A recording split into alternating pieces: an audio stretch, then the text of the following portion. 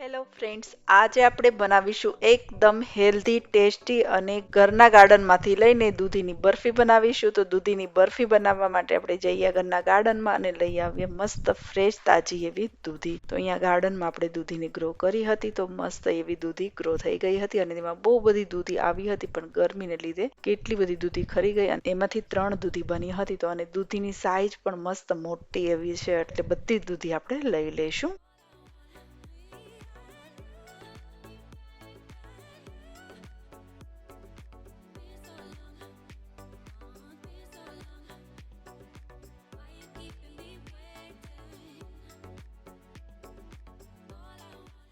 તો અહીંયા આપણે ગાર્ડનમાંથી દૂધી લઈ લીધેલી. હવે આ દૂધીને ધોઈને આપણે ડાયરેક્ટલી દૂધીને ગ્રેટ કરીશું. મતલબ દૂધીની ઉપરથી છાલ આપણે નહીં કાઢીએ, કેમ કે દવા કે એવી કઈ વસ્તુ આપણે નહોતી છાંટી, એટલે છાલની સાથે જ આપણે દૂધીને ગ્રેટ કરી લઈશું. તો દૂધીને ધોઈ લીધેલી. હવે એક દૂધીના 2 ભાગ કરીને આપણે આ દૂધીને ખમણીને રેડી કરી લઈએ.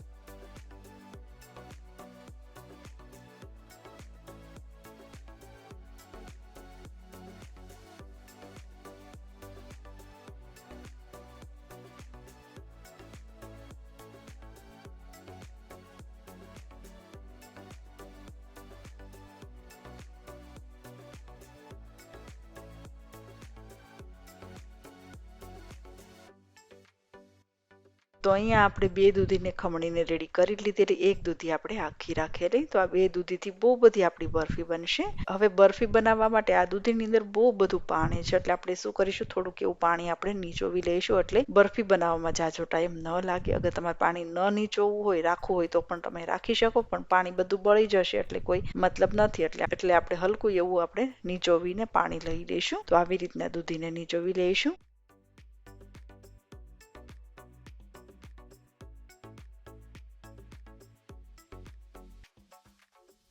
નીચોવીને આપણે જે વાસણમાં બરફી બનાવી હોય તેમાં આપણે ખમણેલું દૂધીનું છીણ એડ કરી દઈશું. તો અહીંયા એક મોટી કઢાઈ લીધી હતી, તે અડધીથી પોણી જેટલી ભરાઈ ગઈ અને જે દૂધીના છીણમાંથી પાણી એક મોટું બાઉલ ભરીને નીકળ્યું હતું, તો તે પાણીને આપણે ગાળી લઈશું. એકદમ હેલ્ધી આ દૂધીનું જ્યુસ હોય. જો તમને ભાવતું હોય અને દૂધી હોય તો જરૂરથી પીજો. ઉનાળાની ગરમીમાં એકદમ ઠંડુ અને હેલ્ધી એવું આ જ્યુસ પીવાની મજા આવશે. તો આ જ્યુસની અંદર તમે મસાલો નાખીને પણ પી શકો, પણ આની અંદર કંઈ પણ વસ્તુ નાખવાની જરૂર નથી. તો અહીંયા આપણું સરસ મજાનું હેલ્ધી જ્યુસ તો બની ગયું અને આપણે દૂધીને ખમણી હતી, તો તેમની બરફી બનાવવા માટે કઢાઈ આપણે ગેસની ઉપર મૂકી દઈશું. ગેસ આપણે ચાલુ કરી દીધેલું. હવે આપણે આ ખમણેલા છીણને અરાઉન્ડ 2 થી 3 મિનિટ સુધી હાઈ ફ્લેમ પર ચડવા દઈશું અને કઢાઈની ઉપર ઢાંકણ બંધ કરી દઈશું.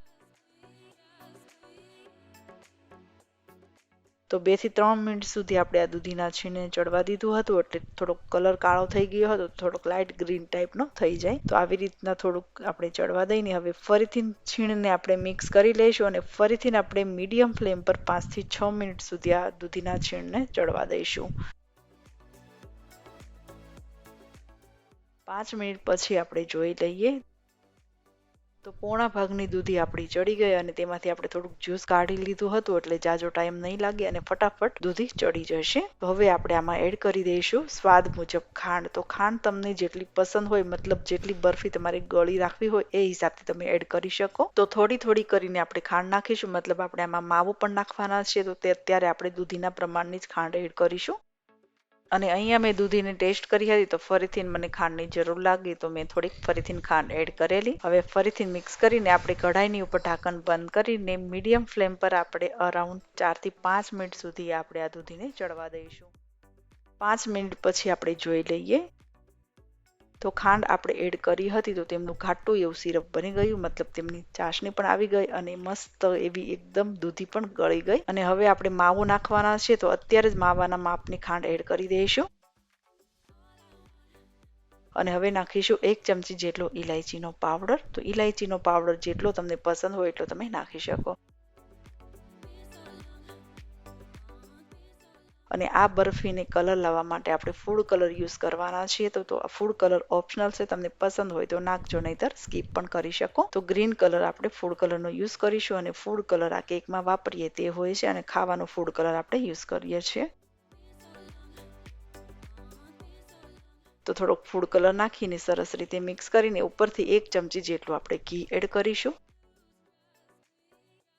ઘી નાખીને સરસ રીતે બરફીને આપણે મિક્સ કરી લઈશું. તો થોડી થોડી કરીને મેં 3 વખત ખાંડ એડ કરેલી અને માવાના માપની પણ મેં અત્યારે ખાંડ એડ કરી દીધેલી. તો આ બરફી બનાવવા માટે કોઈ મેઝરમેન્ટ નથી હોતું, મતલબ 1 દૂધીથી બરફી બનાવતા હોય એ હિસાબથી તમારે ખાંડ નાખવાની, માવો નાખવાનો. હવે આપણે ઉપરથી જે માવો બનાવ્યો હતો ઘરે તે બધો જ એડ કરી દઈશું. માવો નાખીને બરફીને મિક્સ નથી કરવાની, બસ કઢાઈની ઉપર ઢાંકણ બંધ કરીને મીડિયમ ફ્લેમ પર આપણે 2 થી 3 મિનિટ સુધી ચડવા દઈશું, એટલે માવો એકદમ સોફ્ટ અને સ્મૂથ બની જશે.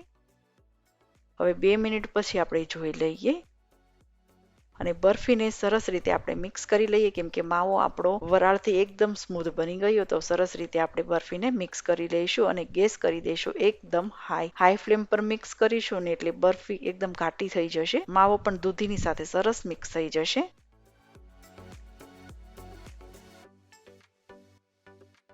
હવે આપણે 1 ચમચો ભરીને ઉપરથી ઘી નાખીશું. ઘી નાખીને હાઈ ફ્લેમ પર જ આપણે બરફીને મિક્સ કરી લઈશું.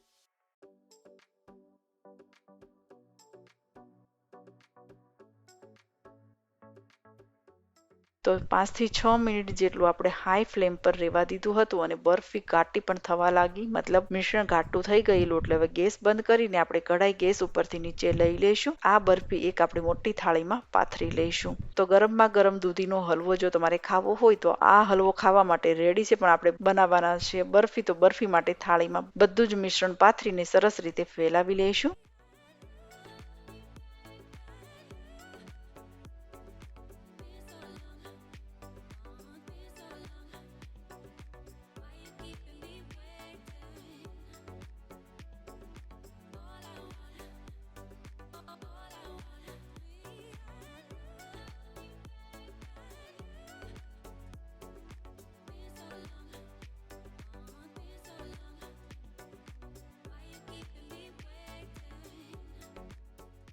તો અહીંયા આપણે બરફી ફેલાવી લીધેલી થાળીમાં. હવે આપણે તેને પીસીસમાં પણ કટ કરી લઈશું.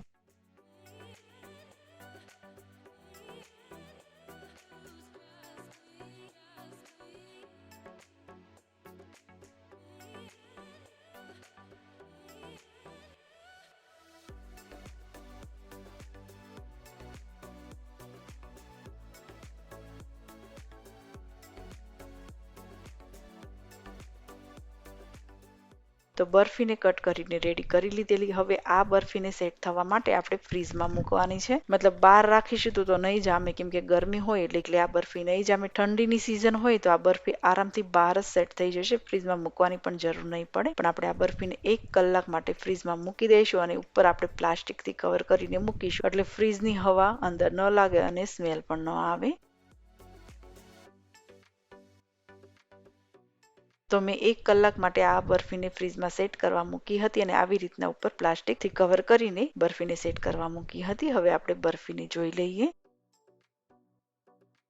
તો સરસ મજાના આપણા પીસીસ પડી રહ્યા છે અને ઘરના ગાર્ડનમાંથી લઈને આપણે એકદમ હેલ્ધી અને ટેસ્ટી એવી દૂધીની બરફી બનાવી, જે તમે એક વખત બનાવીને કમસે કમ 1 મહિના સુધી ખાઈ શકશો. ફ્રીઝમાં મૂકી દેવાની, જ્યારે ગળ્યું ખાવાનું મન થાય અને ઉપવાસમાં પણ આપણે આ દૂધી ખાઈ શકીશું અને ખાવાની રિયલી બહુ જ મજા આવશે. તો ફ્રેન્ડ્સ, અગર તમને મારી આ રેસીપી પસંદ આવે તો વિડીયોને લાઇક, શેર અને ચેનલને સબસ્ક્રાઇબ પણ કરી શકો. તો આપણે આવી રીતના નવા વિડીયો લઈને મળતા રહીશું.